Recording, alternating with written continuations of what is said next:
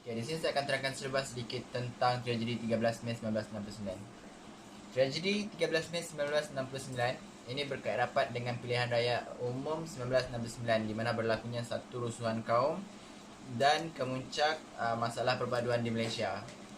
Pilihan raya umum 1969 ini menjadi satu titik hitam dalam sejarah Malaysia kerana menyebabkan 196 kematian, 439 kecederaan, 39 hilang, 9,143 ditahan dan menyebabkan kenderaan musnah sebanyak 211.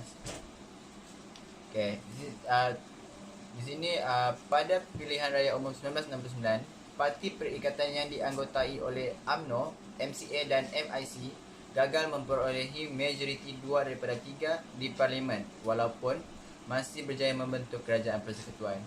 Hal ini disifatkan oleh parti pembangkang sebagai satu kemenangan yang besar buat mereka. Jumlah kerusi yang dimenangi oleh Parti Perikatan dalam Dewan Rakyat telah menurun daripada 89 kerusi pada tahun 1964 kepada 66 kerusi pada tahun 1969.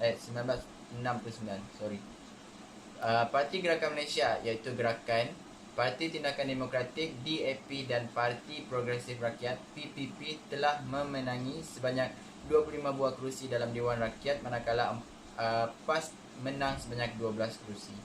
Pihak pembangkang yang memperolehi pencapaian gemilang dalam pilihan raya ini telah meraihkan kemenangan mereka dan berarak pada 11 Mei 1969. Perarakan tersebut sebenarnya tidak bermotif untuk menimbulkan isu perkauman, tetapi terdapat segelintir daripada pengikut perarakan tersebut yang tidak dikenal pasti telah mengeluarkan slogan-slogan sensitif berkenaan dengan isu perkauman semasa mengadakan perarakan di jalan-jalan raya sekitar Bandaraya Kuala Lumpur. Perarakan tersebut dijalankan sehingga 12 Mei 1969 di mana kaum Cina berarak menerusi kawasan Melayu. Kaum Cina telah melontarkan penghinaan sehingga mendorong kepada kejadian tersebut.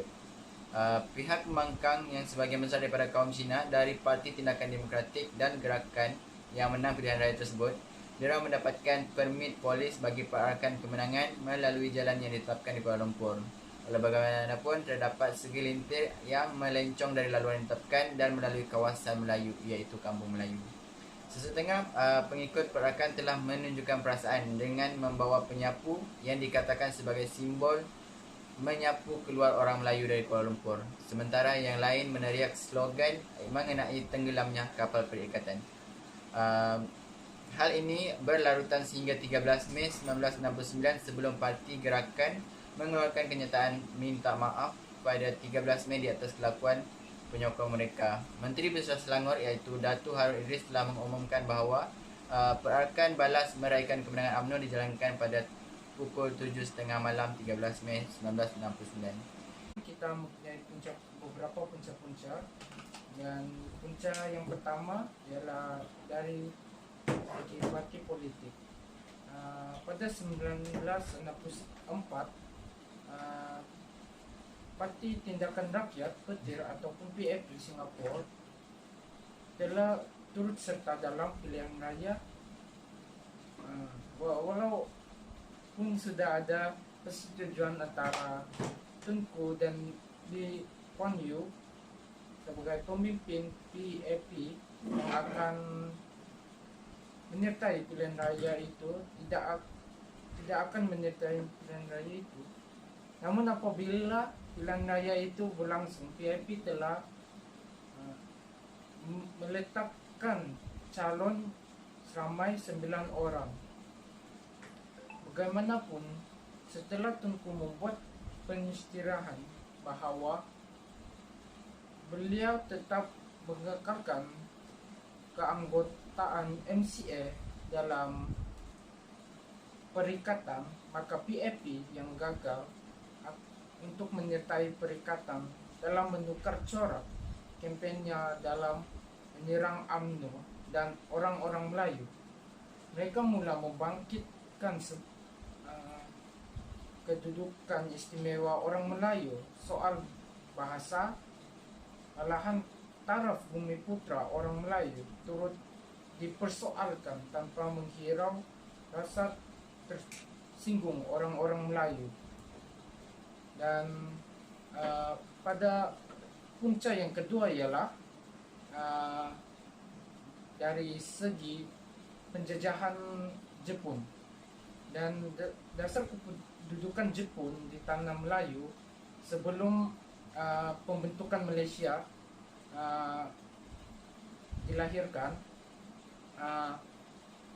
Jepun telah melayan orang Cina ketidakseimbang. Maksud saya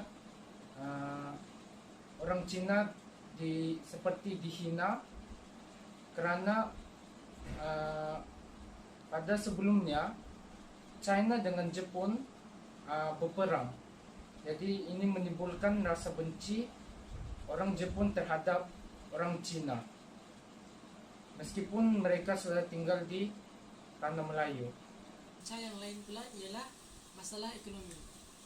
Kegiatan ekonomi berbeza dalam mewujudkan jurang pendapatan antara kaum dan menimbulkan rasa tidak puas hati dan persaingan ekonomi secara tidak sehat. Ketidakseimbangan ini menyebabkan setiap kaum saling mencemburui satu sama lain. Contohnya, orang Melayu mencemburui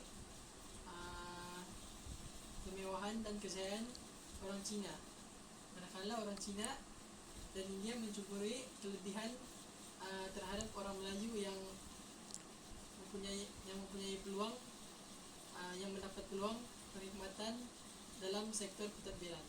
Punca seterusnya ialah perbezaan agama dan budaya. Ini menjadi punca kerana kaum Melayu sebahagian besarnya beragama Islam. Cina beragama Buddha, Laotiza, Taoisme, Confucius, manakala kaum India pula beragama Hindu. Di samping itu terdapat juga yang beragama Kristian. Setiap kaum mempunyai kebudayaan yang sendiri. Masalah perpeloncoan ini bukannya bermula disebabkan agama lain, tetapi akibat dari sikap jahil terhadap agama-agama lain, hingga banyak perkara yang dilakukan secara tidak sengaja telah menyinggung emosi penganut agama lain. Inilah punca yang telah mengakibatkan peristiwa 13 Mei 1969. Peristiwa 13 Mei 1969 ini telah memberikan kita banyak pengajaran yang boleh kita belajar. Peristiwa ini sebenarnya tidak memberikan kita sebarang faedah kepada kaum Cina dan kaum Melayu, kerana mereka hanya akan menyebabkan pembalahan dan perselisihan antara kaum. Pada masa itu, banyak kerosakan harta benda yang berlaku, dan lebih teruk lagi, banyak nyawa yang terkorban semasa peristiwa ini terjadi.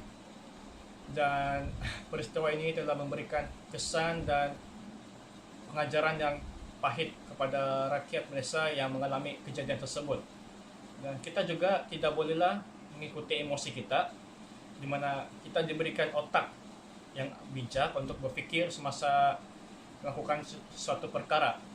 Dan kita juga tidak boleh mengikuti emosi kita untuk menyuarakan hak kita dan kita punya kebebasan kita masing-masing.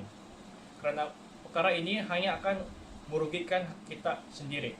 Okey, jadi yang kita simpulkan, kita haruslah mempunyai perpaduan nasional dan sedia untuk berkorban untuk negara. Kerana peristiwa ini hanya akan memberikan musuh-musuh kita untuk menjajah kita dengan lebih mudah untuk mengambil hak-hak yang ada daripada kita.